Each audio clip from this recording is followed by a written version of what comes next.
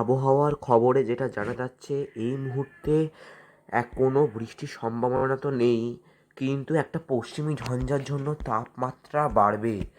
পশ্চিমী ঝঞ্ঝার জন্য তাপমাত্রাটা বেড়ে 2 থেকে 3 ডিগ্রি বাড়বে এবং কলকাতার তাপমাত্রা সকালে 26-27 ডিগ্রিতে পৌঁছে যাবার সম্ভাবনা আছে, যেটা থাকার কথা 22 এবং 23, 4 ডিগ্রি বেশি হয়ে যাবে।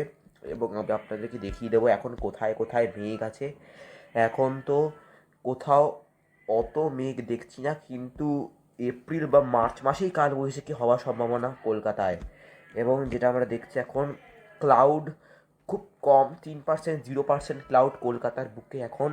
আর আমি যদি একবার ভিজিবিলিটি একবার দেখে নিই, তো ভিজিবিলিটি যেটা দেখা যাবে যে যে কোনো ফগ নেই আপাতত, নো ফগই দেখাচ্ছে এখনো পর্যন্ত, কোনো ফগ নেই কলকাতায়।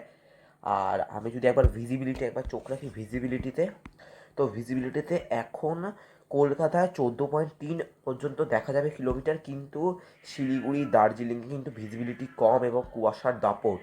দিল্লিতেও তাই কুয়াশার বেশ দাপট দেখা যাচ্ছে। দিল্লি, অমৃতসর, সিরসা, হিরসা, তারপরে ওই যে সিমলা, এতেও প্রচণ্ড ফগি এবং ঝামেলার মধ্যে পড়তে হচ্ছে জনবাসীকে।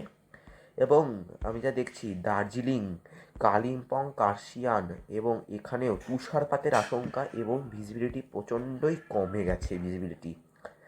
ভোর 5টা নাগাদ কলকাতাতে ভিজিবিলিটি থাকছে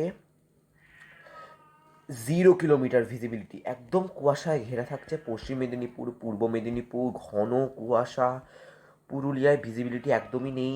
বাঁকুড়া, দুর্গাপুর, বীরভূম, বর্ধমানেও প্রচণ্ড ভিজিবিলিটি এবং ফগ।